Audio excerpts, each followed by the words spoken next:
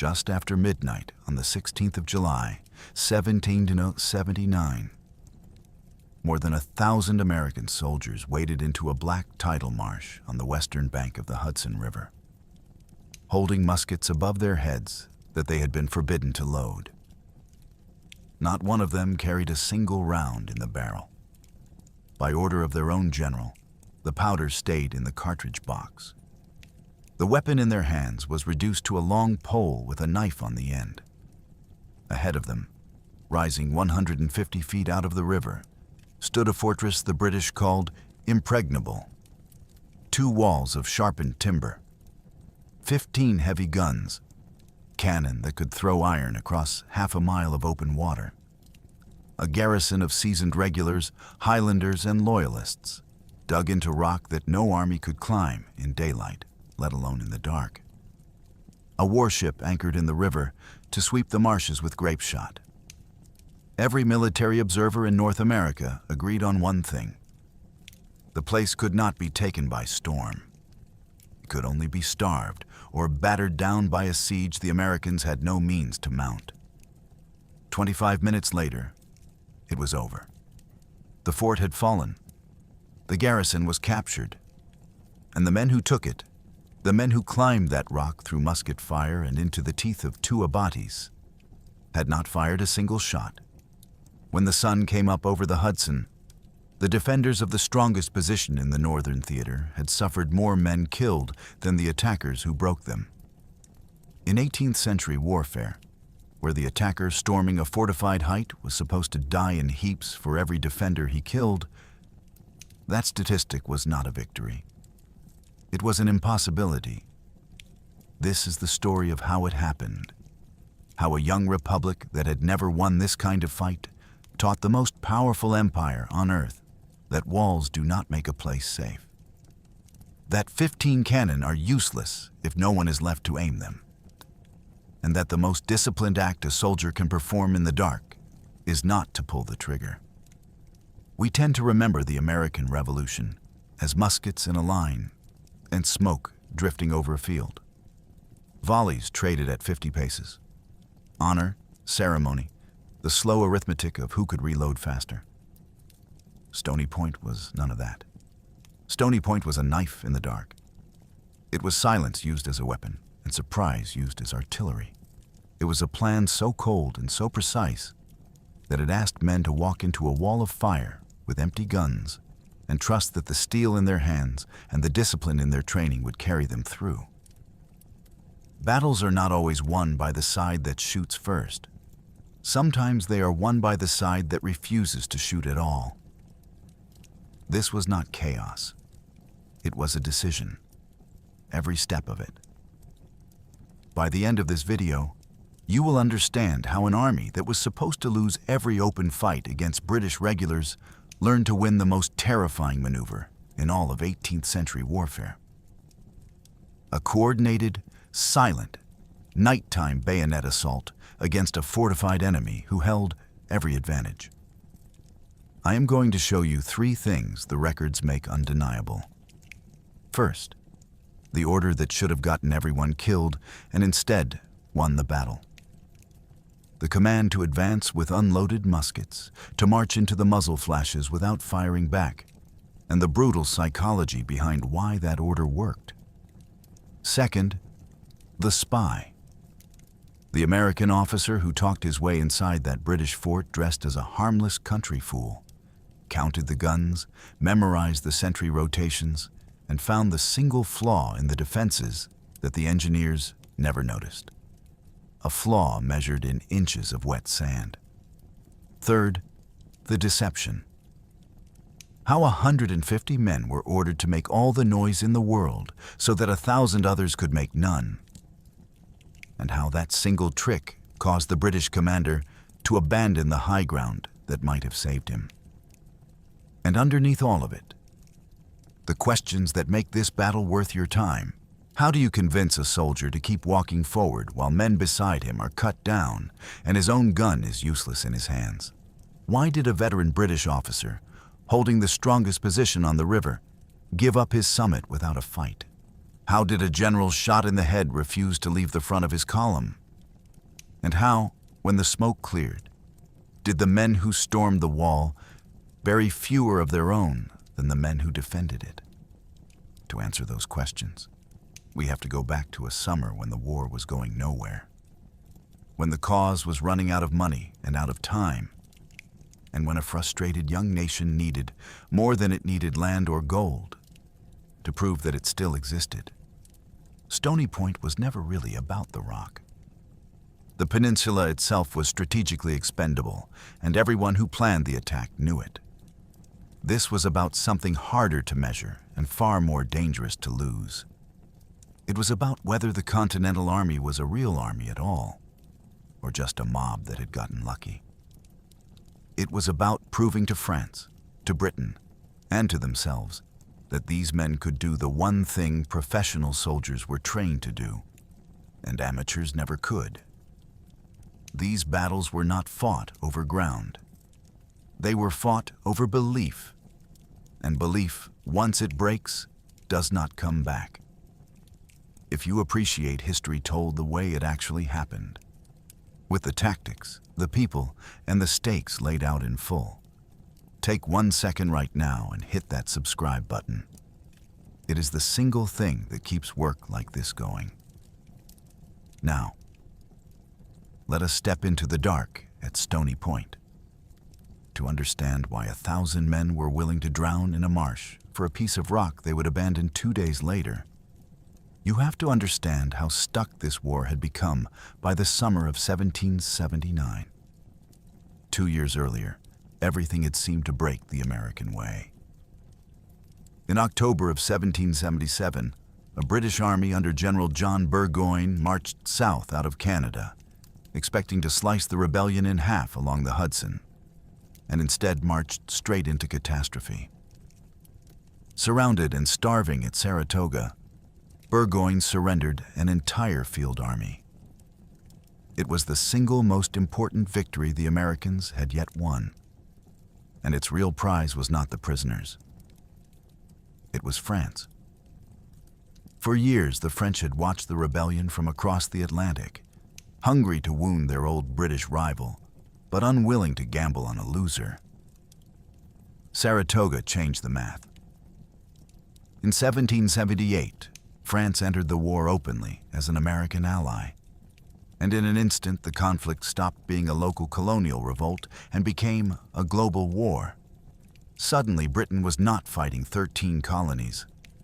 It was fighting a great power with a navy, with colonies of its own to protect in the Caribbean, with the ability to threaten the British homeland itself. The effect on British strategy was immediate, and it was a retreat. London could no longer pour every resource into crushing the Americans. Troops and ships had to be peeled off and sent to defend Sugar Islands, worth more to the Empire than all of New England. The British abandoned Philadelphia, the rebel capital they had captured the year before, and pulled their army back across New Jersey toward the coast. In June of 1778, they fought a long, brutal, inconclusive battle at Monmouth Courthouse in killing summer heat, and then they kept going, falling back into New York City. There they dug in.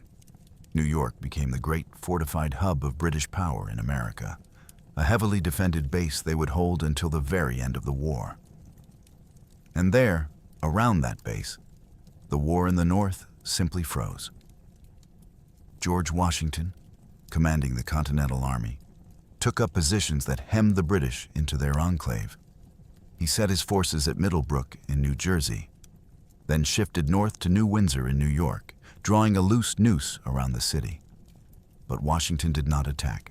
He had learned, in blood, the lesson that defined his entire generalship. He could not afford to lose his army, because his army was the Revolution. Lose it in one reckless, open-field battle against British regulars, with their superior numbers, their disciplined volleys, their crushing artillery, and the political cause died with it. So Washington fought the only way he could afford to. He waited. He maneuvered. He struck at supply lines and isolated outposts and refused again and again. to be baited into the one decisive battle the British desperately wanted. Historians call it a Fabian strategy, after the Roman general who wore down Hannibal by never giving him the fight he craved. To the soldiers living it, it was something grimmer. It was a grinding stalemate of skirmishes and patrols and short rations, a war of waiting in which nothing seemed to move, and the cause slowly bled morale and money it did not have. For the British commander in New York, Lieutenant General Sir Henry Clinton, that stalemate was its own kind of trap. Parliament wanted results. The war was costing fortunes and producing nothing. Clinton needed to break the deadlock, to force Washington out of his mountain fastness and onto open ground where British power could finally land a killing blow. And Clinton understood exactly where to press. The answer was the river. The Hudson was the spine of the war in the North. It was the highway between New England and the rest of the colonies, the artery down which troops, supplies, messages, and money flowed. Whoever controlled the Hudson could cut the rebellion in two. The very prize Burgoyne had died trying to seize. And the key to the Hudson was a stretch of steep, brooding terrain called the Hudson Highlands, anchored by the great American stronghold at West Point. If Clinton could threaten the Highlands hard enough, Washington would have to come out and fight for them. He would have no choice. So in the late spring of 1779, Clinton built his bait. He loaded an expeditionary force of 6,000 to 8,000 British and Hessian troops onto ships and sailed up the Hudson, aiming for the throat of the river. His target was a crossing called King's Ferry, about 30 miles above New York City, the place where the Hudson pinched down to barely half a mile wide. It was the best military crossing for miles, deep enough for boats and narrow enough to move an army across quickly. And the crossing was guarded by two facing headlands of rock that jutted into the water like the jaws of a gate. On the east bank stood Verplank's Point. On the west bank, rising sheer and stony out of the river, stood the place that would make Clinton's campaign famous for all the wrong reasons. Stony Point. The men holding King's Ferry for the Americans in May of 1779 never had a chance, and they knew it. The contingents posted at Stony Point and Verplank's Point were tiny, a handful of militia and a small garrison, set there to watch a crossing, not to hold it against an armada. When Clinton's fleet came up the river on the last day of May and landed thousands of regulars on both banks at once, the math was instant and merciless. On the western shore, the militia at Stony Point looked at the columns of redcoats forming below them, looked at the size of what was coming, and did the only sane thing. They abandoned the rock and pulled back. There was no shame in it, and no point in dying for it. Across the river the next day, the 1st of June, the small detachment manning Fort Lafayette on Verplank's Point held out a little longer, long enough to be properly surrounded, and then its commander, Captain Thomas Armstrong, surrendered. In 2 days, without a real battle, Sir Henry Clinton had taken the gateway to the Hudson Highlands. The jaws of the gate were his. It was, on paper, a clean and bloodless success.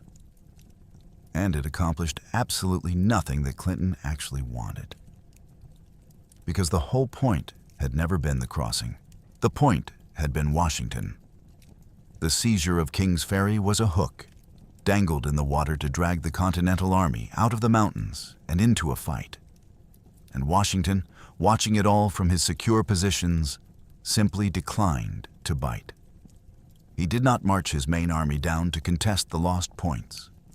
He did not throw his force into the open where Clinton's regulars could destroy it. He shifted his men into strong ground nearby, kept his eyes on the British, kept West Point covered, and waited. The bait sat there, untaken. For Clinton, it was maddening. He had moved an army up the river, captured his objective, and still could not provoke the engagement that would justify the whole campaign. As the weeks dragged on, the cost of holding his advanced position began to gnaw at him. His supply lines were stretched. His best troops were tied down guarding a crossing that was producing no strategic dividend. Eventually, his patience ran out. Clinton pulled the bulk of his army back down the Hudson and went off to burn coastal towns in Connecticut, hoping that punitive raids might accomplish what maneuver had not. But he did not give Kings Ferry back. Before he left, Clinton detached a strong, reinforced garrison and ordered it to occupy, fortify, and hold both Stony Point and Verplank's Point. The two rocks would stay British. The crossing would stay closed to American use. And Stony Point, in particular, would be turned from a naturally strong piece of ground into something its defenders believed no army on the continent could take. That belief is the heart of this story. So let us climb the rock and see what they built. Stony Point was not a castle. There were no smooth stone curtain walls, no bastions laid out by some disciple of the great French engineer Vauban, whose geometric fortresses had defined European siegecraft for a century. What the British built at Stony Point was cruder than that, and in its own way, far more frightening. It was a fortress made of the land itself, an expedient field fortification that took a savage piece of geography and sharpened it into a weapon. Start with the ground, because the ground did most of the work. Stony Point was a craggy peninsula of rock thrusting roughly half a mile out into the deep water of the Hudson. At its highest, the summit rose roughly 150 feet above the river, and the slopes that led up to it were not gentle. They were steep, broken, uneven, littered with massive boulders, the kind of terrain that makes a neat line of advancing infantry physically impossible. You could not march up Stony Point in formation. You had to climb it, scrambling over rock, and any man climbing is a man who cannot fight. Then there was the water. The single land route connecting the peninsula to the mainland on the west was guarded by a low, wet defile and a wide belt of tidal marsh. And the river breathed. At high tide, the Hudson flooded those marshes and turned the whole peninsula into an island, reachable only by a narrow causeway that a handful of men could defend against an army. Time your attack wrong, and you would be wading through chest-deep water under the guns or stranded entirely. The tide itself was part of the defense. The British engineers who seized the place in early June understood exactly what they had been handed, and they went to work to make it deadlier. Their first act was to strip the peninsula bare. They cut down every tree on the point and on the mainland approaches, and that single decision served two brutal purposes at once. It erased all cover. An attacker would now have to cross open, treeless ground with nowhere to hide from the cannon and the muskets above. And it gave the engineers their raw material because those felled trees were about to become walls. They built in abatis. If you have never heard the word, picture this. Hundreds of trees laid down side by side, branches facing outward toward the enemy, every branch trimmed and sharpened to a spear point. The whole mass tangled together and staked into earthen banks so it could not be pushed aside. An abatis was the barbed wire of the 18th century, invented for the same reason and used the same way. It was not built to kill you outright.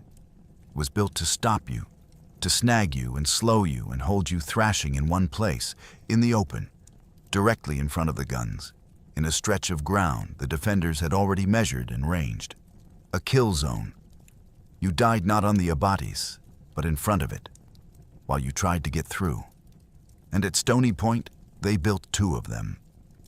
The British laid out two separate, overlapping lines of defense, one below the other, so that breaking through the first only delivered you into the fire of the second.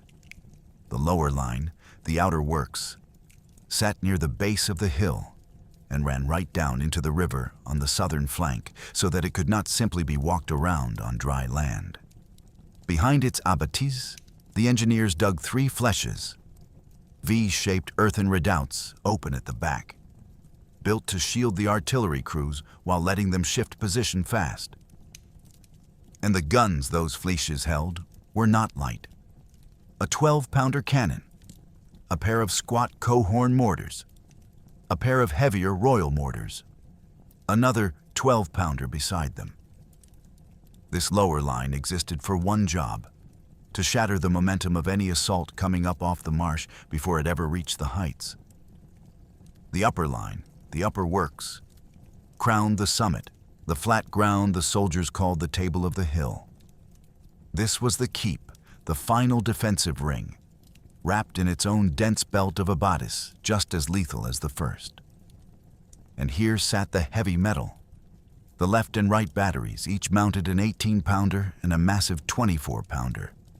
Guns that could hurl iron clear across the river. A brass 8-inch mortar guarded the southern approach. Another 12-pounder and a 10-inch mortar were angled deliberately to throw their fire across the water, and locked together with the guns at Verplank's point, so the 2 rocks could cover each other. A small 3-pounder watched the sallyport, the inner gate between the 2 works. 15 heavy pieces in all, layered, interlocking, ranged on every approach, and the river itself was patrolled.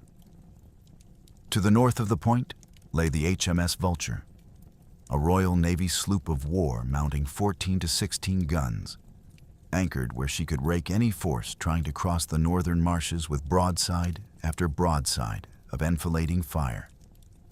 Armed gunboats prowled the southern waters.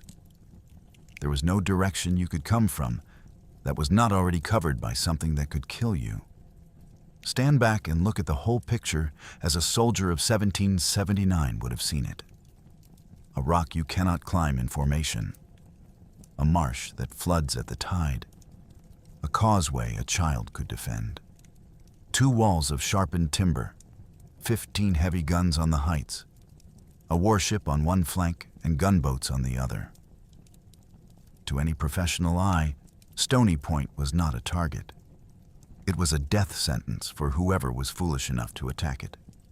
The only conceivable way to take such a place was a formal siege, with heavy siege artillery and naval supremacy to seal it off.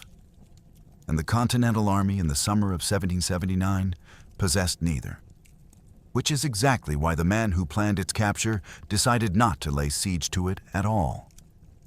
Every impossible plan needs someone reckless enough to want it and disciplined enough to execute it. At Stony Point, that man was Anthony Wayne.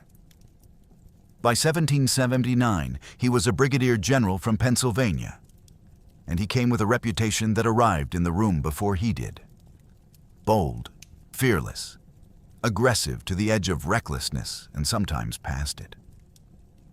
His soldiers would eventually hang a nickname on him that stuck for 2.5 centuries. Mad Anthony Wayne. But the madness was not the whole man. Wayne was demanding, hard, a relentless drill master who pushed his troops without mercy. And underneath that, he was fiercely, genuinely devoted to them. They followed him not because he was easy, but because they believed he would be at the front when it mattered, and that he would not spend their lives for nothing. And Anthony Wayne wanted Stony Point for a reason that had nothing to do with the Hudson River. 2 years earlier, in September of 1777, Wayne had commanded a force camped near a Pennsylvania tavern called Paoli. In the dead of night, a British force under General Charles Grey crept up on his position. Grey had ordered his men to pull the flints from their muskets so that no accidental shot could give them away, and to do the whole thing with the bayonet. In the darkness, they fell on Wayne's sleeping camp and turned it into a slaughter. Hundreds of Americans were killed or wounded, many of them bayoneted as they tried to surrender or flee. The Patriots called it the Paoli Massacre, and the rage it left behind did not cool. Now read that again and hold it next to what Wayne was about to do at Stony Point. A night attack, muskets deliberately rendered silent. Total reliance on the bayonet. Wayne was not just planning an assault. He was planning to take the exact weapon that had been used to butcher his men in the dark and drive it straight back into the British Empire. For him, this was redemption and retribution braided into a single operation. He intended to repay Paoli in the same currency, in the same darkness, with the same cold steel, and to do it so well that the lesson could not be missed. But where Gray at Paoli had massacred the defenseless, Wayne would face that same temptation at the top of the rock and answer it differently. Hold that thought. It matters later. Across the marsh, commanding the fortress Wayne meant to take, stood a very different kind of soldier. Lieutenant Colonel Henry Johnson was no political appointee and no fool. He came from a prominent Anglo-Irish military family out of Dublin, and he had earned his place. He had served as an officer in the 7 Years' War, the great global conflict of the previous generation, and since 1776, he had been commanding elite provisional battalions of British light infantry in America. He was experienced, capable, and he held what every textbook of the era agreed was an overwhelmingly strong position. There was nothing obviously wrong with Henry Johnson as a commander. That is precisely what makes his story a warning. The defeat that was coming for him would not be the result of cowardice or stupidity. It would be the result of doing the sensible, professional, doctrinally correct thing against an enemy who had built the entire attack around getting him to do exactly that. Under Johnson, dug into the 2 lines of works, sat a garrison of roughly 600 to 700 men, and they were not second-rate. The Corps was the 17th Regiment of Foot, 4 companies posted in the outer works and 4 more up in the upper works. Stiffening them were a grenadier company of the 71st Highland Regiment, Fraser's Highlanders, hard men placed in the strength of the outer line. A company of the Loyal American Regiment, American Loyalists under Colonel Beverly Robinson, held the upper works, and a detachment of the Royal Artillery manned the 15 heavy guns that made the whole position lethal. There is one more detail in the British order of battle that is easy to skip past, and important not to. Inside those fortifications, behind the abatis and the cannon, lived nearly 70 women and children. They were the camp followers and families of the garrison, the wives and sons and daughters who trailed 18th century armies and made their homes wherever the regiment stopped. When you imagine what was about to happen on that rock in the dark, the screaming, the bayonets, the hand-to-hand killing in pitch blackness, remember that there were children asleep inside the walls. War in this period did not happen at a clean distance from the people who loved the men fighting it. It happened in the same few hundred feet. So that was the matchup. On one side, a capable, conventional officer in a fort so strong its own garrison had taken to calling it Little Gibraltar.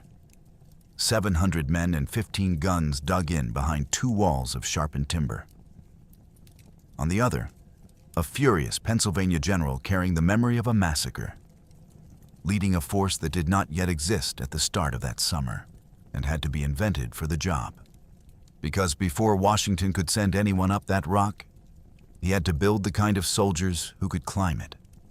There is a version of the American Revolution where the Continentals are scrappy farmers with hunting rifles, picking off redcoats from behind stone walls and trees.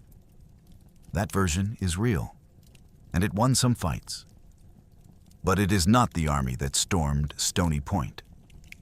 The men who climbed that rock were something the colonies had never produced before. And the difference between the two is the difference between losing this war and winning it. The change had been forged in misery in the winter of 1777 and 1778 at a frozen encampment called Valley Forge. The army that limped into that camp was a collection of state regiments, brave and stubborn but loosely organized, inconsistently drilled, prone to falling apart under the pressure of disciplined European tactics. What pulled them together was a blunt, profane, brilliant Prussian volunteer named Baron von Steuben, who could barely speak English and trained men partly by swearing at them through an interpreter. Von Steuben did something no one else had managed. He taught the Continental Army to move, to form, to wheel, to advance and reform under fire, to handle the bayonet, to function as a single machine instead of a crowd of individuals. By the spring of 1779, the army that emerged was capable of executing the complex linear maneuvers of professional European warfare. It had become, against every expectation, a real army. The sharpest edge of that new army was a unit created specifically for operations like the one taking shape against Stony Point. Washington authorized the formation of a corps of light infantry. And the word elite is not decoration here. These were veteran soldiers, handpicked out of their parent regiments from across the states, chosen for skill and nerve and stamina. They were trained to fight the way the situation at Stony Point demanded, with speed, mobility, and close-quarter shock action, breaking away from the slow, static exchange of volleys, and instead closing fast and killing up close. They were shock troops, and Washington gave them to Anthony Wayne. The full assault force came to somewhere between 1,200 and 1,350 men, organized into a brigade of 4 light regiments plus specialized detachments. And the roster reads like a cross-section of the young nation pulled into one fist.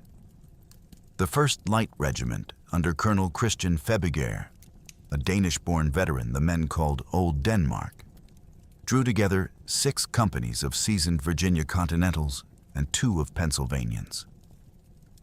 The 2nd Light Regiment, under Colonel Richard Butler, combined 4 companies of Pennsylvanians with 4 of Marylanders. The 3rd Light Regiment, under Colonel Returned Jonathan Meigs, was built from Connecticut Continentals. The 4th Light Regiment, a partially organized command under Major William Hull, gathered 6 Massachusetts companies and 2 from North Carolina. And then there was a separate special piece on the board, a detachment of about 150 North Carolina troops under Major Hardy Murphy, set aside for a role that would turn out to be the hinge of the entire battle. Look at that list for a second. Virginia, Pennsylvania, Maryland, Connecticut, Massachusetts, North Carolina, a Dane, an Irishman about to be on the receiving end. These were men from colonies that had barely known one another a few years before, and they were about to perform, in perfect silent coordination, in pitch darkness, the single most difficult and most terrifying maneuver in 18th century warfare.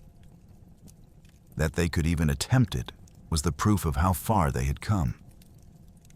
Whether they could pull it off was a different question, and it depended on something none of these regiments could supply on their own. It depended on knowing exactly where the wall was weak. You cannot storm what you cannot see. Before a single man could be ordered up that rock, somebody had to get inside it and walk it and find the flaw that the engineers were certain did not exist. The success of the entire operation rested on intelligence, on granular, exact, life-or-death detail. And Washington turned to one of the most extraordinary figures the Continental Army ever produced. His name was Allen McLean, a captain out of Delaware, and he was something more than a soldier. McLean was an elite cavalryman, a daring field officer, and at the same time, a spy master and an active agent who worked behind enemy lines.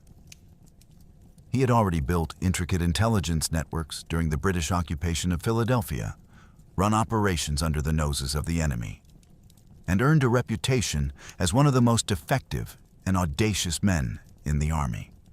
When precise knowledge of the inside of a British fort was needed, Alan McLean was the answer. What he did at Stony Point belongs in a novel, except that it happened. McLean understood the basic fact that governs all of espionage. A man in a uniform caught inside enemy lines is a spy, and a spy is hanged. So he did not go as a soldier. He shed every trace of the officer he was and built a disguise out of harmlessness. He dressed as a simple country bumpkin, an uneducated rural nobody, and he wore the demeanor as carefully as the clothes, the kind of plain, dim, unthreatening local figure that a busy garrison would look straight through. Then he found his cover story, and it was perfect, because it was almost entirely true. There was a local woman, a Mrs. Smith, who had 2 sons employed by the British garrison and a legitimate desire to visit them. McLean arranged to escort her, traveling under a formal flag of truce, presenting himself as nothing more than the harmless man helping a worried mother in to see her boys.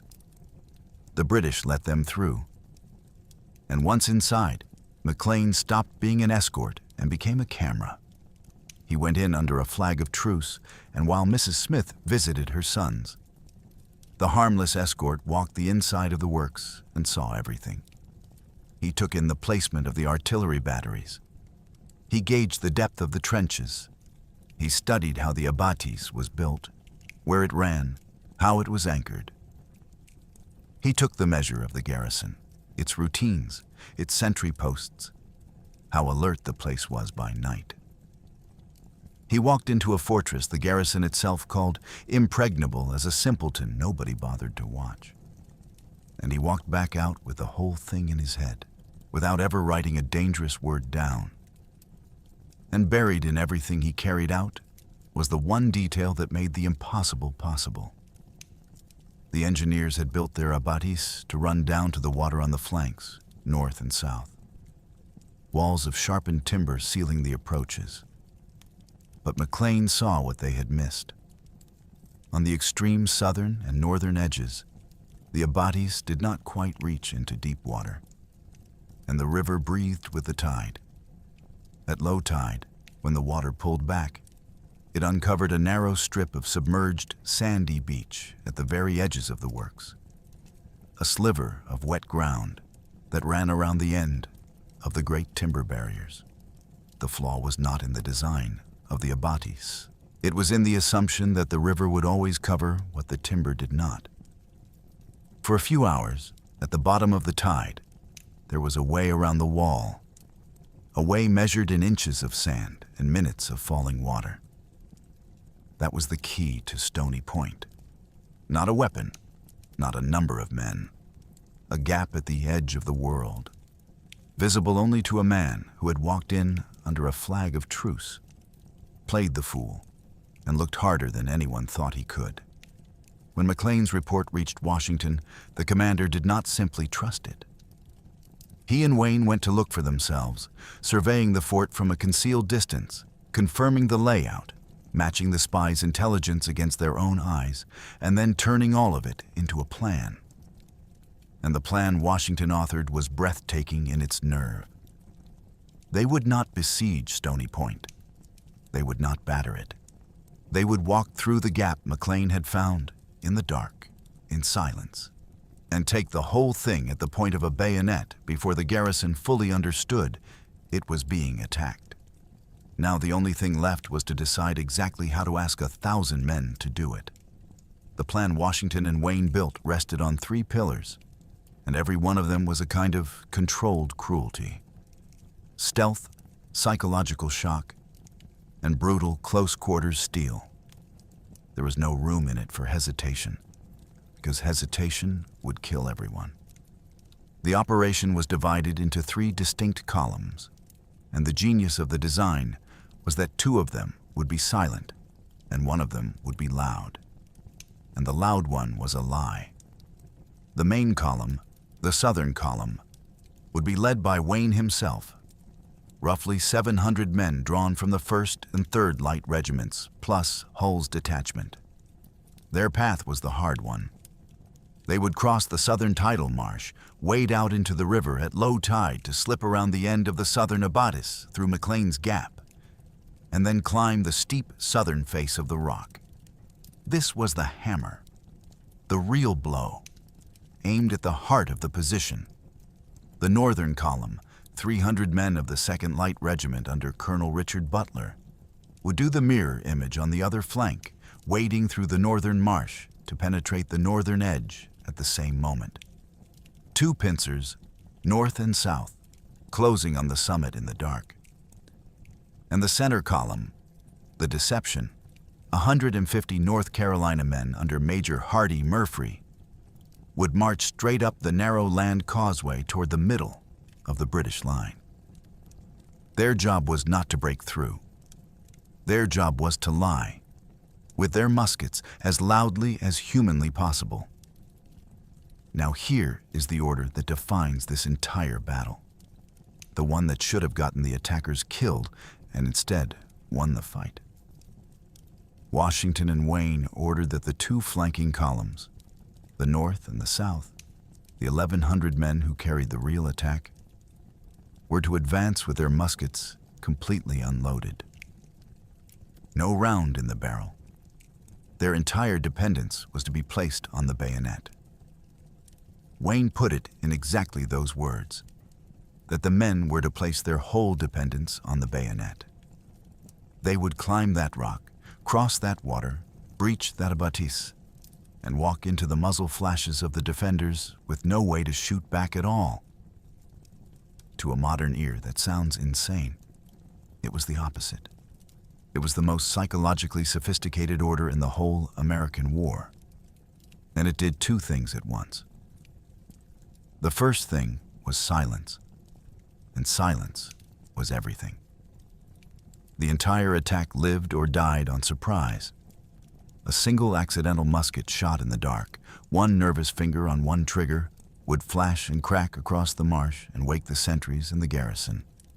And the moment the British knew an army was in the water beneath their guns, the whole operation became the suicide the textbooks said it was.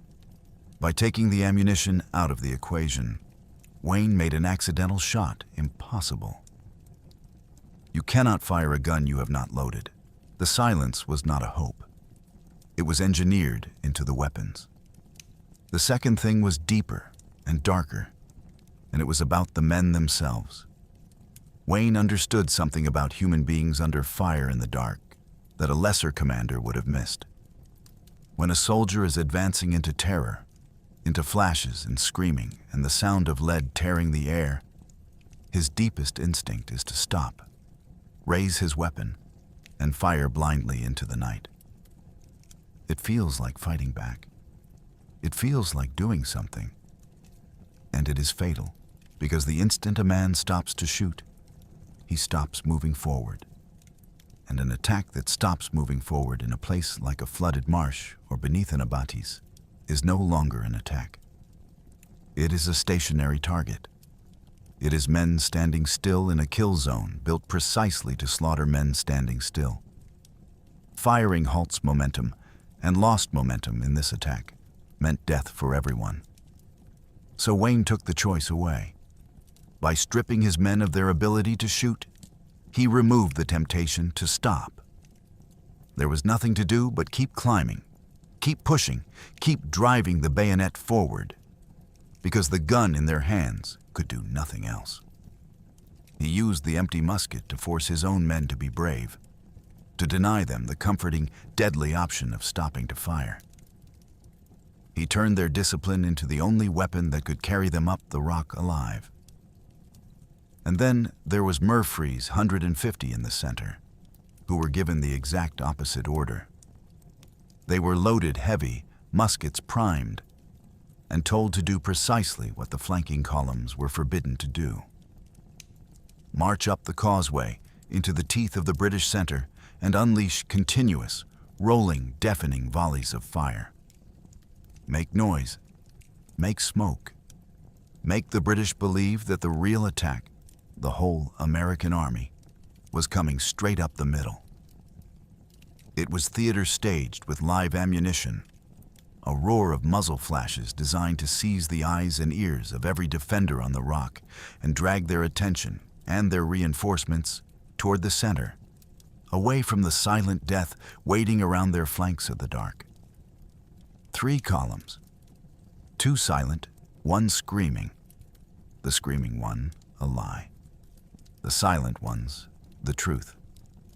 It was a plan that asked everything of the men who had to execute it, and it asked it in the worst conditions imaginable, at night, in the water, with empty guns, under orders that left no room to flinch.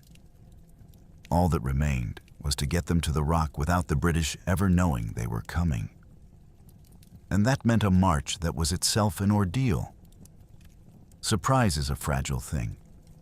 It can be destroyed by a single loose tongue in a tavern, a single farmer who sees a column of troops and mentions it to the wrong neighbor, a single deserter who slips away in the night and sells what he knows.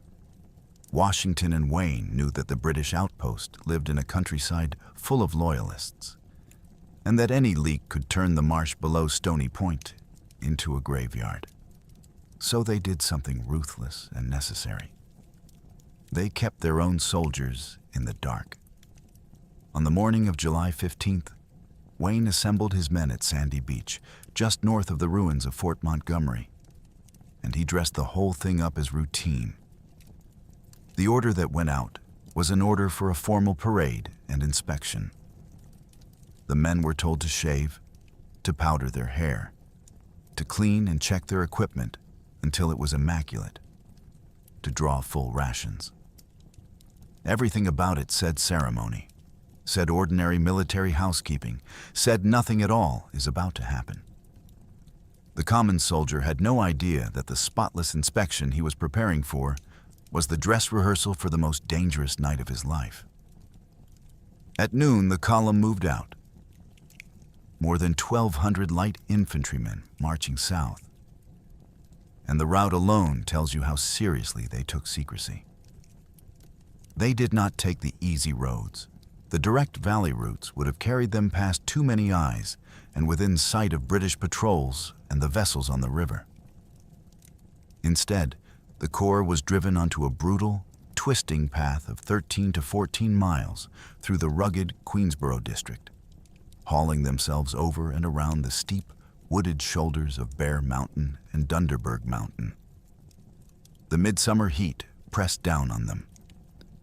For long stretches, they could only move in single file, threading narrow, precipitous ravines, wading through deep, sweltering swamps, climbing and descending broken ground with full kit. It was exhausting in a way that would have broken a less prepared force, and it was deliberate, because every mile of that misery was a mile farther from being seen. And the silence was enforced like a law of war. Officers were ordered to arrest any civilian the column encountered, to seize and hold anyone who might run ahead and warn the garrison. No soldier was permitted to leave the column without an officer present. The march itself was a sealed thing, a moving secret pushed through the mountains, swallowing up anyone who might give it away. By 8 in the evening, with the sun going down over the Hudson Valley, the spent column reached its destination, the farm of a man named David Springsteel, about 1.5 miles west of the Stony Point Works.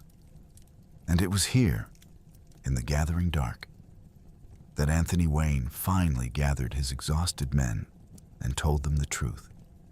Tonight, they were going to storm the fort.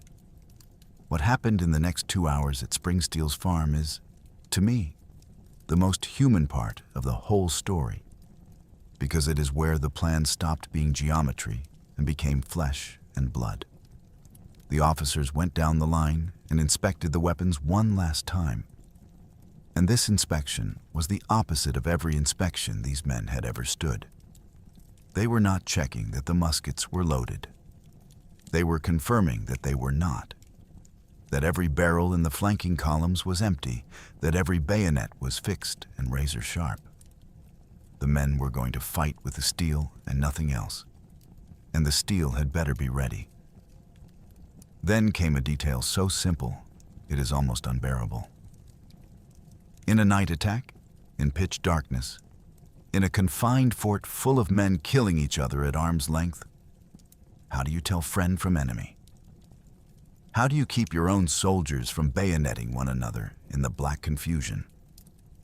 Washington's answer was a scrap of paper. Each American was ordered to pin a piece of white paper to the front of his cocked hat. That was the whole identification system, a pale square that might catch what little light there was, the difference between living and dying at the hands of the man next to you. They were about to bet their lives on a piece of paper and the discipline to remember what it meant. The men were given a ration of rum to steady their nerves, because their nerves needed steadying, and the officers did not pretend otherwise. And Wayne, who fully understood that leading the main column up that rock gave him an excellent chance of being killed in the next few hours, sat down and wrote a letter to a close friend. He asked the friend to look after his children. The line he wrote has outlived nearly everyone who was there that night. "This will not reach you," he wrote, "until the writer is no more." And then, with the fierce, half-mad determination that earned him his nickname, he declared that he would eat his next breakfast either within the enemy's lines in triumph or in another world. He was not being dramatic for an audience. He was a man arranging his affairs because he believed, with good reason, that he might not see the morning. And then the discipline turned to iron.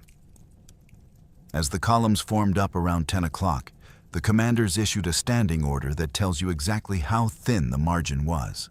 Any soldier who broke the silence, who took his unloaded musket down off his shoulder, or who tried to turn back and retreat, was to be killed on the spot. Not court-martialed later. Killed then by his own officers, who walked the line carrying long spontoons, the pikes that were the badge of an officer's rank and, that night, the instrument of summary execution. There would be no noise. There would be no firing. There would be no retreat. The men understood that the danger behind them was as real as the danger ahead. Shortly before midnight, under a moon smothered by cloud, the columns left Springsteel's farm and started toward the rock. The darkness that hid them was total, and they walked into it with empty guns and white paper in their hats, and the order to die before they made a sound. And then, before a shot was fired, the river itself took a side. Earlier that evening, before the columns ever left the farm, a hard wind had come sweeping down the river valley. It was the kind of detail that no one plans for and that decides battles anyway. That wind made the Hudson treacherous for ships at anchor near the point, and the British naval vessels, the deadly Vulture among them, were forced to weigh anchor and drift downstream to keep from running aground.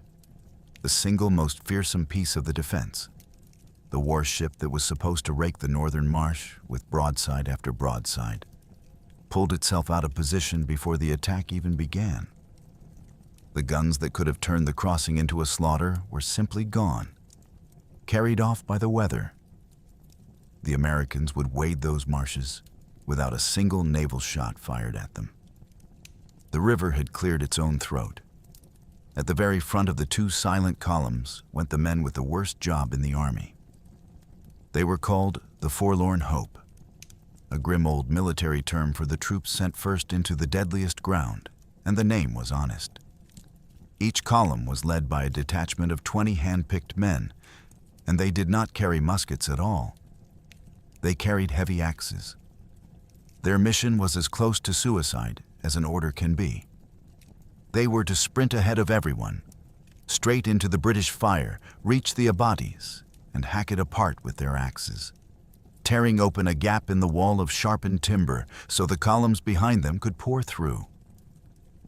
They would be the first into the fire, and the last to have any cover, doing slow, heavy work with both hands occupied, while the defenders shot at the sound and the shapes in the dark.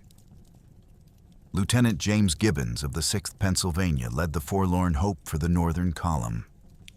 Lieutenant Knox of the 9th Pennsylvania led the southern.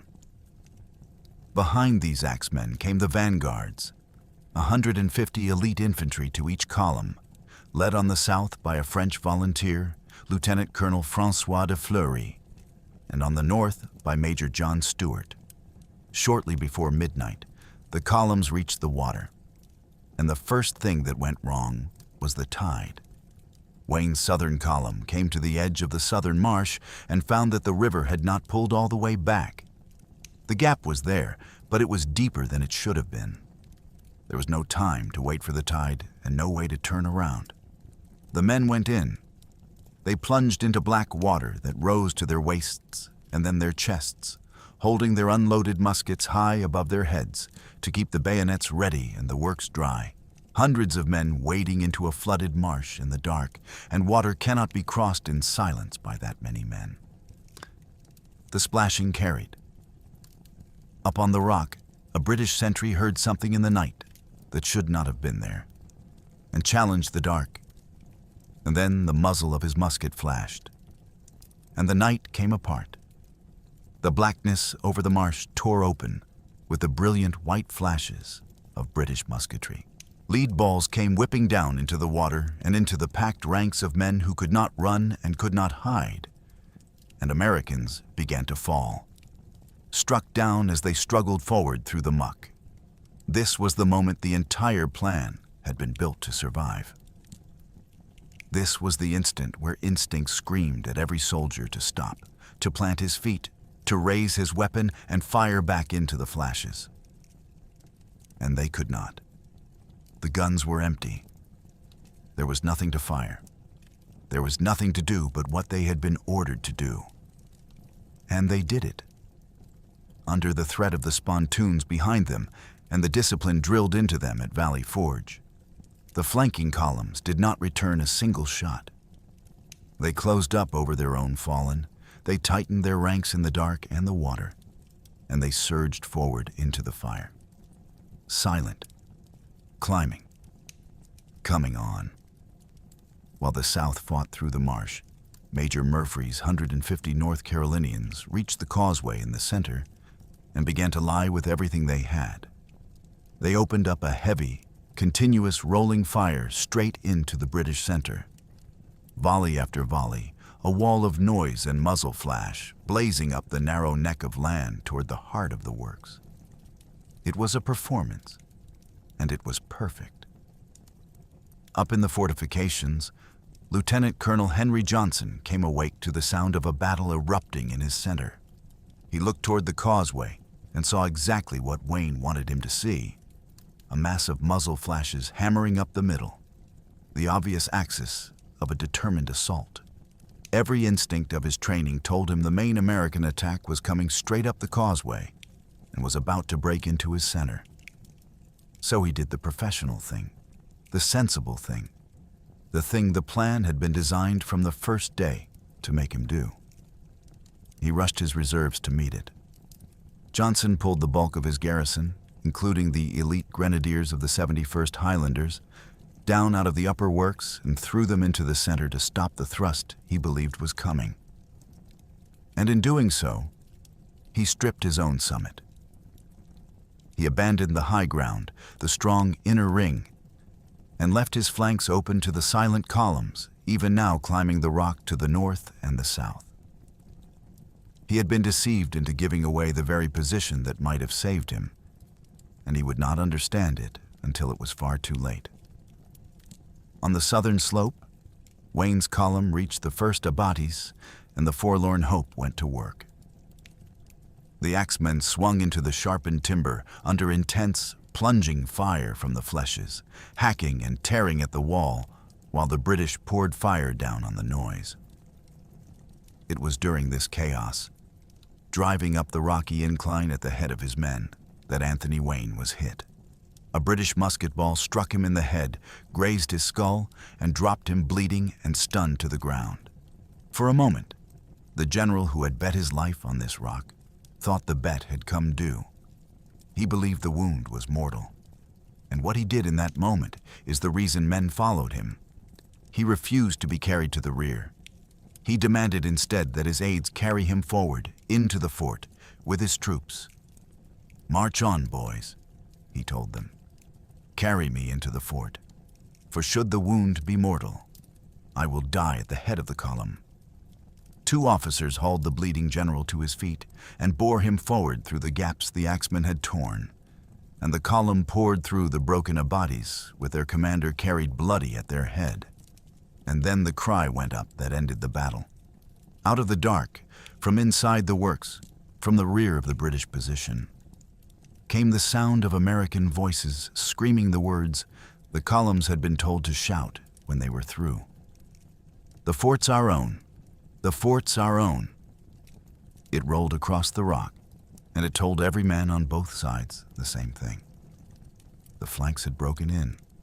The summit was lost. Johnson's center, the place he had reinforced, had been a lie, and his real position was already collapsing behind him. The Americans came over the earthen parapets, and the battle dissolved into a vicious, close-quarters killing in the dark. And here, the 15 great guns, the artillery that had made Stony Point a death sentence on paper, proved almost useless. The cannon were positioned to fire outward, across the river and down the causeway at distant targets, and they could not be depressed low enough to bear on the American infantry swarming up the steep slopes immediately beneath their muzzles. The attackers had climbed inside the reach of the guns. All that iron, ranged on every far approach, could do nothing about the men already at the walls. The fortress had been built to stop an army at a distance, and the army was no longer at a distance. Inside the upper works, in pitch darkness lit only by the stuttering flashes of British muskets, men fought and died at arm's length with the bayonet, the broadsword, and the spontoon. It was the kind of fighting that has no formation and no mercy, blind and frantic and close. And in that blackness, the scraps of white paper pinned to the American hats did exactly the job they had been pinned on to do, letting the light infantry tell one another apart in the chaos, sparing them from butchering their own in the confined, lightless spaces of the fort. François de Fleury, the French volunteer leading the southern vanguard, was the first man to break into the inner works. He rushed the flagstaff and struck the British colors with his own hand, the symbolic death of the garrison's defiance. Moments behind him, Major Stewart's northern column came over the works from the other side, and the 2 pincers met.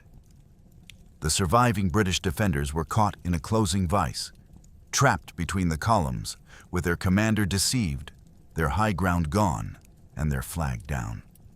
Among the men pouring into the upper works was a soldier the army would not soon forget. Peter Francisco, the man they called the Virginia Giant.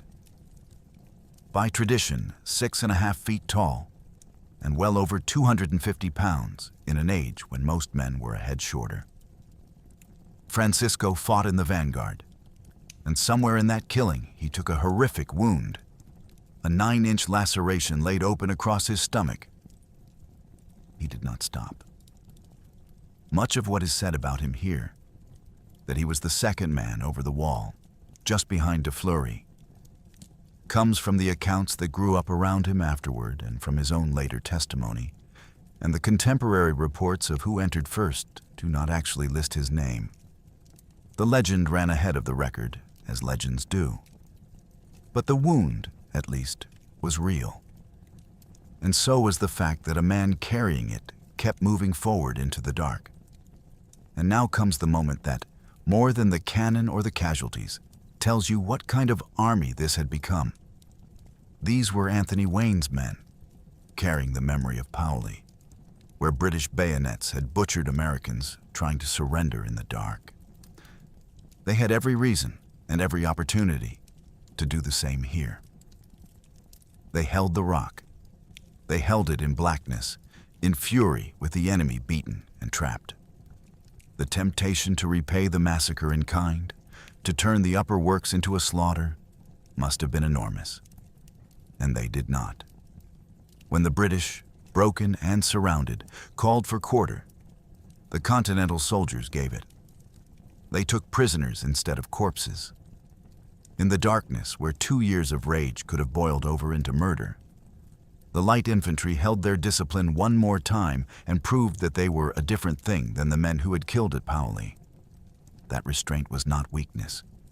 It was the final, hardest piece of discipline in a night that had demanded nothing else.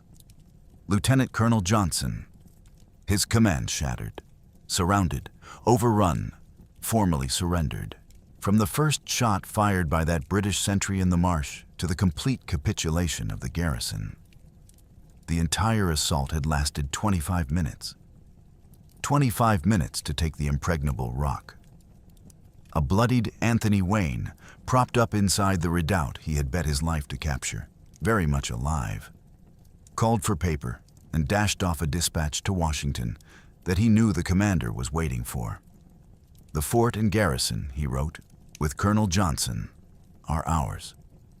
Our officers and men behaved like men who are determined to be free. The empty guns had won. 25 minutes. We say it the way we say any small number, and it sounds almost merciful, as if the brevity were a kindness. It was not. The shortness of the battle is a measurement of how completely the defense failed, not of how little the men inside it suffered. Time does not move quickly for a soldier face down in chest-deep marsh water, while lead balls slap the surface around him.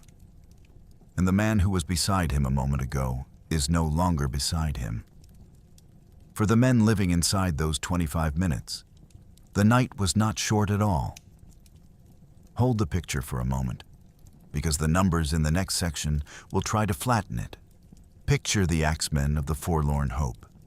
Both hands locked on a heavy axe, no weapon to defend themselves with, swinging into tangled timber while the fleshes flashed at them point blank, knowing that 17 of every 20 of them was the price the column behind had quietly been budgeted to pay.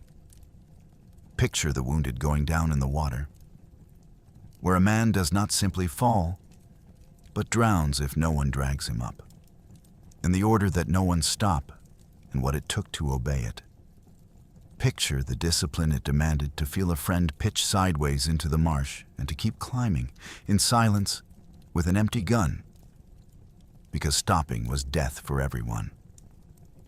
And picture the inside of the works, where nearly 70 women and children had been asleep behind the abatis when the screaming started. Whatever else Stony Point was, it was also that.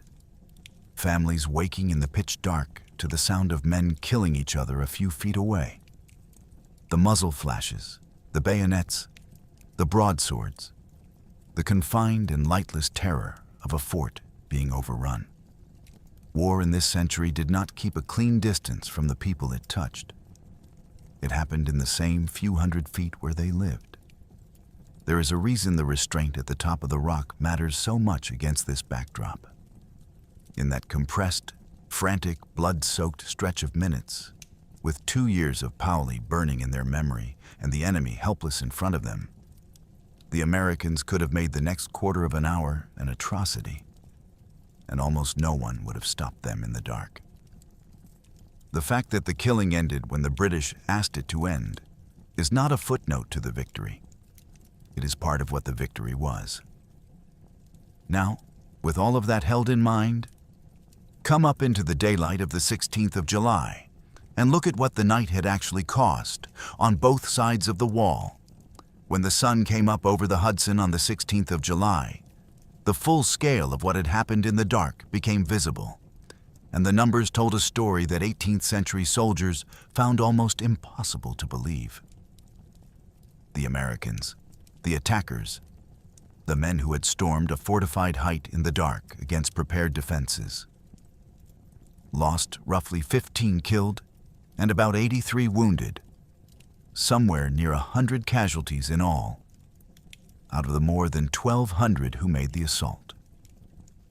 The British, the defenders, sitting behind 2 walls of timber and 15 heavy guns, lost about 20 killed and 74 wounded.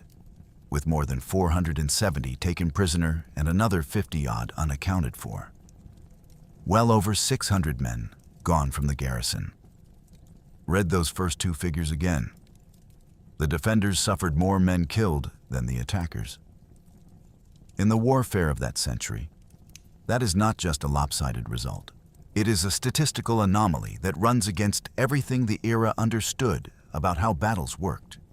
The whole grim logic of attacking a fortified position was that the attacker bled and bled, paying many lives for every defender he brought down, dying in the open ground in front of the works. For the storming party to come away with fewer dead than the garrison it overran is the signature of something rare. A victory won so completely by surprise, speed, and shock that the defense barely functioned as a defense at all. The unloaded muskets, the silence, the deception, the speed up the rock, all of it compressed into 25 minutes that gave the British almost no time to make the Americans pay the usual price. The cost was not distributed evenly, and it is worth saying where it fell heaviest. It fell on the forlorn hope, the axemen sent first into the fire to break the abatis. Lieutenant Gibbons, who led the Northern Forlorn Hope, reported that 17 of his 20 men were killed or wounded, clearing the way for the column behind them. 17 of 20. That is the arithmetic of being first, and those men paid it so the rest could live. Beyond the blood, the capture of Stony Point handed the perpetually broke, perpetually undersupplied Continental Army a windfall it badly needed. The Americans took 15 pieces of heavy British artillery, vast stores of ammunition, and the provisions of the garrison. And here, the young nation reached for an old tradition, to reward aggressive action and to put something in the pockets of soldiers who were rarely paid the wages they were owed. The Continental Congress treated the captured material the way the Navy treated a captured ship. They appraised it and awarded prize money. The guns and stores were valued at an astonishing $158,640, though the Army's artillery chief, General Henry Knox, more conservatively put the ordnance at $110,000. Either way, it was a fortune, and it was divided among the officers and men of the light infantry in proportion to rank, the way privateers split the value of a prize at sea. The men who climbed the rock with empty guns came down with a share of an empire's abandoned cannon. But the deepest reward was not money. It was recognition, and Congress reached for the highest honors it had. Congress passed a unanimous resolution praising the coolness, discipline, and firm intrepidity of the troops. And then it did something almost unprecedented for the cash-starved revolution. It authorized the striking of medals, the Comitia Americana medals, among the very highest decorations the United States awarded in the entire war. Anthony Wayne received a gold medal, its face showing him receiving a laurel wreath from a figure representing America, its reverse a sweeping view of the storming of the point. François de Fleury, the Frenchman who had been first into the inner works and struck the colors, received a silver medal, the first such medal Congress ever awarded to a foreign officer. Major John Stewart, who led the Northern Vanguard, received a silver medal of his own. And the two lieutenants who had led the Forlorn Hopes into near certain death, Gibbons and Knox, were given brevet promotions to captain, formal recognition that they had been asked to do the most suicidal job in the Army, and had done it. A nation that could barely pay its soldiers found a way to tell them that what they had done mattered. And then George Washington, having won one of the most spectacular tactical victories of the war, gave it away on purpose. He arrived at Stony Point on the 17th to inspect the captured works himself. And he was, as always, a pragmatist before he was anything else. He looked at the rock he had just taken, and he saw the truth that the celebration could not change. He could not keep it. The Continental Army did not have the manpower to garrison Stony Point permanently without dangerously thinning the defense of the Hudson Highlands, the very thing the whole campaign was meant to protect. Worse, the Americans had no navy. The British did. As soon as the Royal Navy gathered its strength, it could simply sail back up the Hudson, surround the peninsula, cut it off, and pound the American garrison to pieces with the kind of naval bombardment that the wind had spared the attackers on the night of the storm. To hold Stony Point would be to set a trap for his own men, so Washington ordered it destroyed. The American troops tore down the fortifications they had just bled to capture, loaded the 15 guns and the munitions onto boats, marched out the prisoners, and abandoned the rock. On the 18th of July, 3 days after the assault, Stony Point was empty again. On the 19th, Sir Henry Clinton's forces reoccupied the ruined point and set Captain Patrick Ferguson to rebuilding the works. That sequence, take it, strip it, leave it, is exactly why this battle is so often forgotten, and we will come back to why that matters. But first there was a reckoning on the British side. The loss of a strong, fortified position to a nighttime bayonet rush was a deep humiliation for the British Empire, and the army did what armies do with humiliation. It convened a court-martial in New York to judge Lieutenant Colonel Henry Johnson. The verdict is more interesting than a simple condemnation. The court did not find him a coward. It ruled that while he had been negligent in being taken in by the diversion, in stripping his high ground to chase Murphy's noise in the center, he had otherwise conducted himself properly as a soldier in overwhelming circumstances. It is, in its way, the fairest possible epitaph for what happened to Johnson. He was not a fool. He did the correct thing. He was simply beaten by an enemy who had built the entire attack around predicting the correct thing and punishing it. And in the end, even reoccupying the rock could not make it worth holding. Within months, facing the same logistical strain, the same relentless American harassment, and the looming shadow of the French fleet, the British did the math that Washington had already done. In October of 1779, they permanently abandoned both Stony Point and Verplancks Point and pulled back to the safety of New York City. The crossing the whole campaign had been fought over was simply left behind by both sides.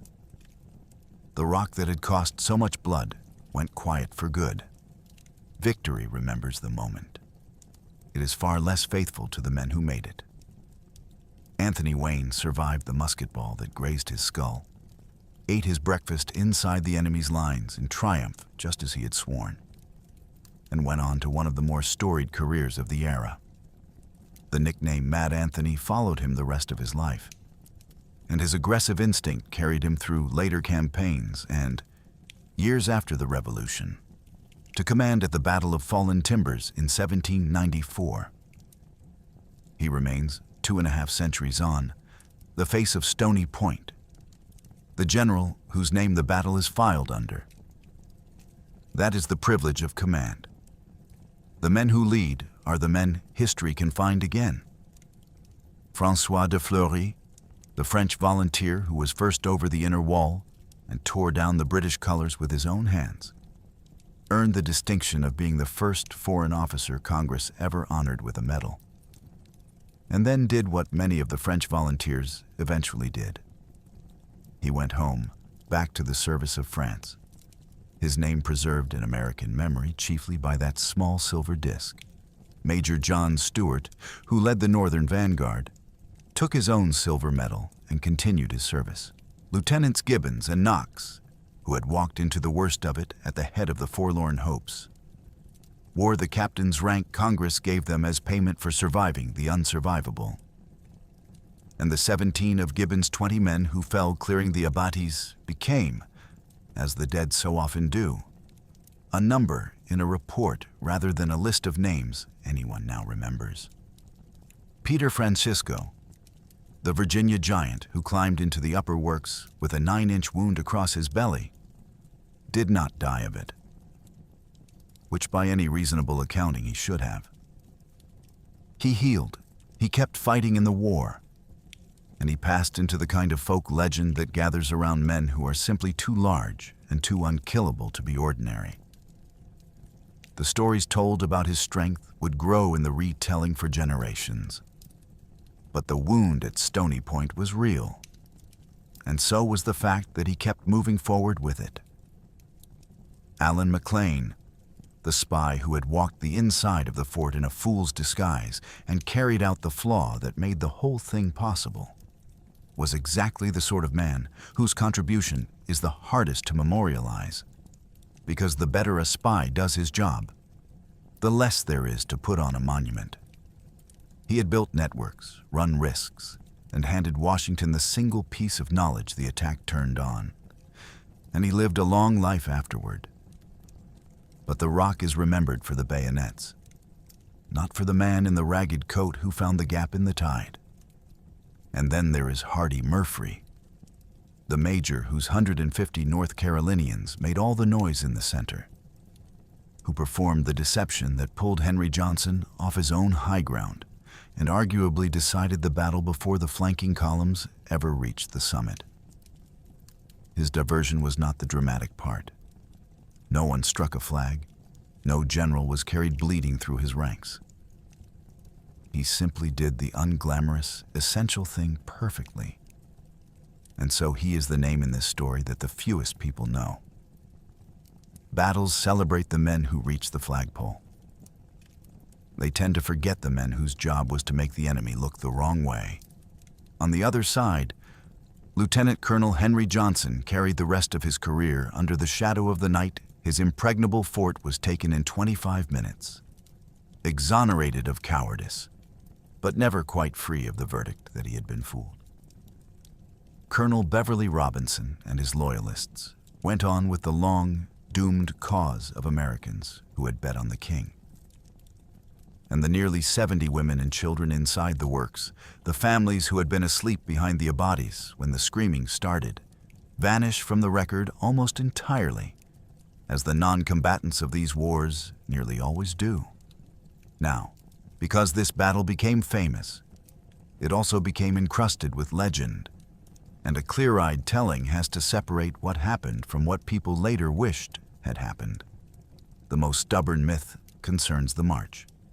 In a hugely influential 19th century history, the pictorial field book of the Revolution, the writer Benson Lossing popularized a vivid story that as the light infantry passed the little settlement of Doodletown on their way to Springsteel's farm, Wayne ordered his men to hunt down and bayonet every dog in the area so that no barking would betray the column to the British.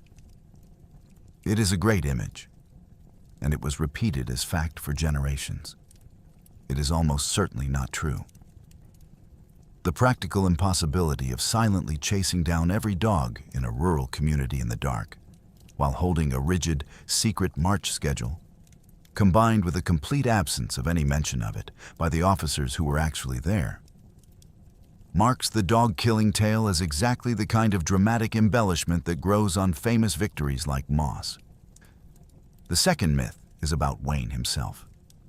The legend has it that when Washington proposed the seemingly impossible assault, the fiery Wayne shot back, "General, if you only plan it, I'll storm hell."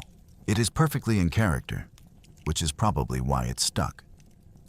But the surviving correspondence between the two men tells a quieter and more impressive story. Their real exchange was measured and professional, a careful working through of troop numbers, artillery, approaches, and logistics. Wayne was bold, but the boldness that took Stony Point was not a tavern boast. It was the cold, detailed competence of a professional who had thought the thing through. The truth about Stony Point is consistently less theatrical than the legends and consistently more impressive, because the legends make it luck and bravado, and it was neither.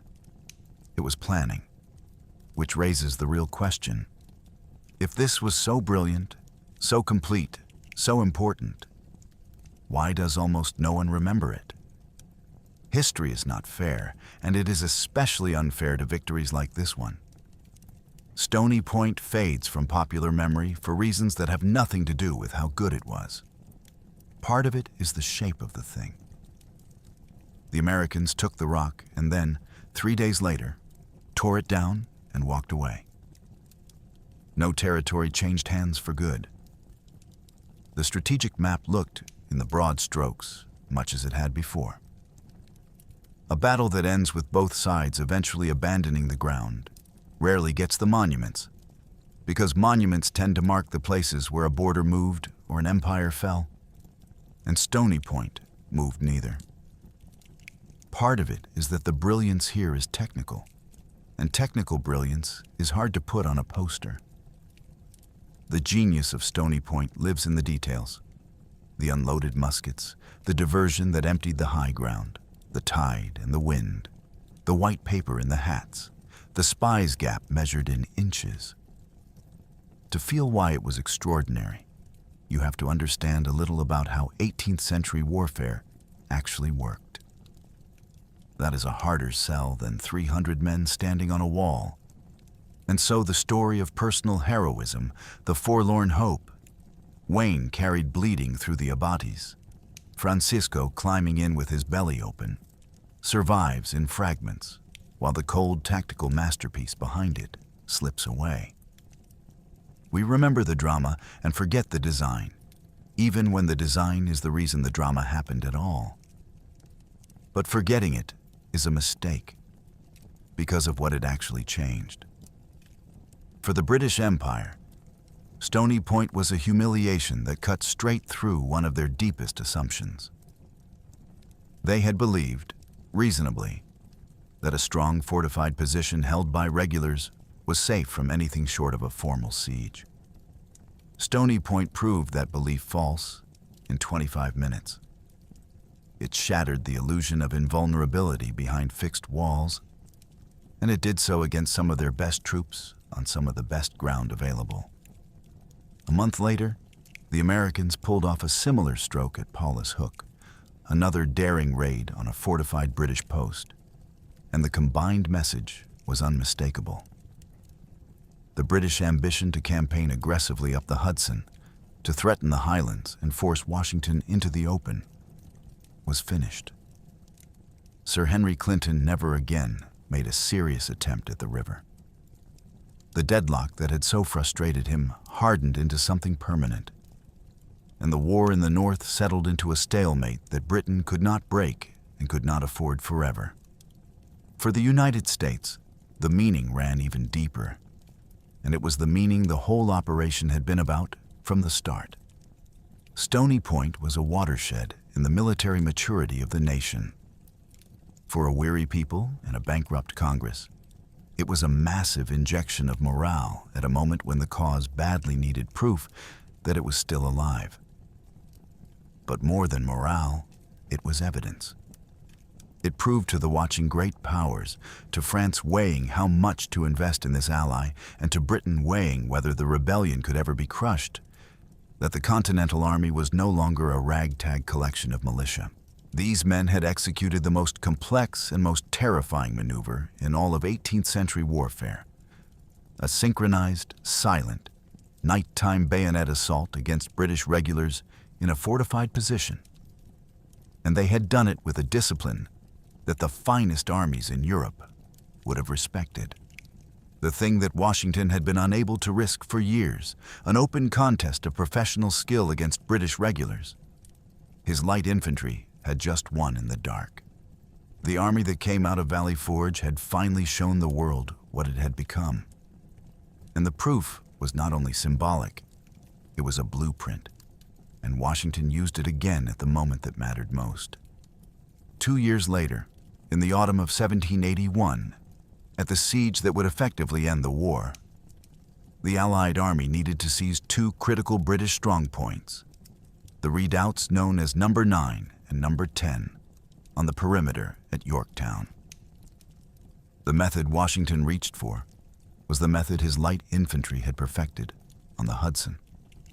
Unloaded muskets, strict silence, a relentless bayonet charge in the dark. The same cold doctrine that had taken Stony Point took the redoubts at Yorktown, and the fall of those redoubts helped close the ring around Cornwallis and bring the war to its decisive end. The tactics rehearsed on a forgotten rock in July of 1779 helped secure the independence of the United States in October of 1781. Stony Point was not a dead end. It was a dress rehearsal for the victory that ended the war. So pull the lessons out of the dark, because they did not expire when the Hudson went quiet. The first is that knowledge wins battles before weapons do. The whole assault turned on a single piece of intelligence, a gap at the edge of the tide that one disguised man found by making himself harmless enough to be waved straight through the gate. No amount of courage on the rock would have mattered without it. The hardest, least glamorous work, the watching and counting and remembering, is often the work that decides everything. The second is that surprise and silence are a kind of artillery. The Americans had fewer men and far worse position, and they erased both disadvantages by arriving where and when they were not expected, by compressing the whole battle into a span so short that the defense never fully woke up. Speed and stealth are force multipliers that cost nothing but discipline, and they can be worth more than cannon. The third is the power of deception, of making the enemy defend the wrong place. Henry Johnson lost his fort not because he was a coward or a fool, but because he sent his strength to meet the threat he could see and hear, the screaming muskets in the center, and so abandoned the high ground to the threat he could not. The most dangerous attack is the one that arrives where the enemy has just decided no one is coming. The fourth is the one that gives this battle its strange power. Sometimes discipline beats firepower, and the proof is the empty musket. Wayne won by taking away his own men's ability to shoot, because he understood that the urge to stop and fire is the urge that gets you killed. He trusted the bayonet and the training and the nerve of his soldiers over the comfort of a loaded gun. And he was right. There are moments in any hard endeavor where the disciplined thing and the instinctive thing are opposites. And the side that can hold to the disciplined thing under terror is the side that wins. The fifth is about leadership and the trust it buys. You can only order men to climb a rock with empty guns, in the dark, under fire, with their own officers ready to kill anyone who turns back, if those men believe you would never spend their lives carelessly. Wayne could give that order because he was carried bleeding to the front of his own column rather than to the rear. The order and the man were the same thing. Leadership that asks for everything has to be willing to pay everything first. And the last lesson is the quietest, and maybe the most important.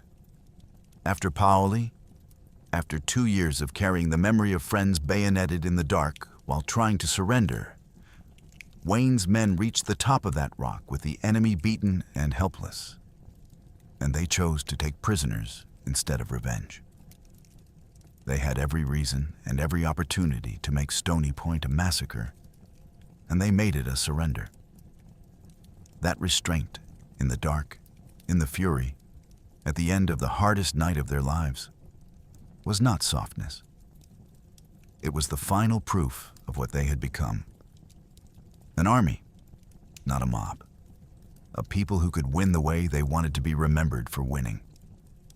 1,200 men, empty muskets, a rock that could not be taken, 2 walls of sharpened timber and 15 heavy guns and a warship in the river.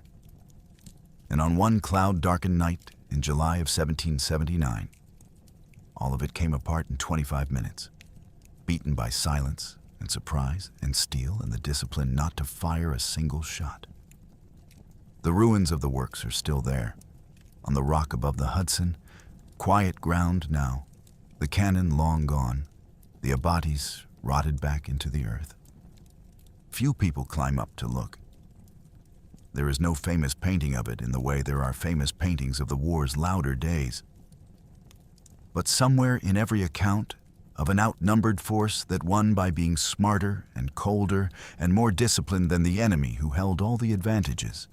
The ghost of Stony Point is whispering the same lesson the British learned that night.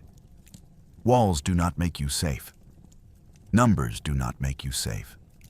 Cannon do not make you safe. The thing that makes you safe is an enemy who has not yet figured out how to take the choices away from you.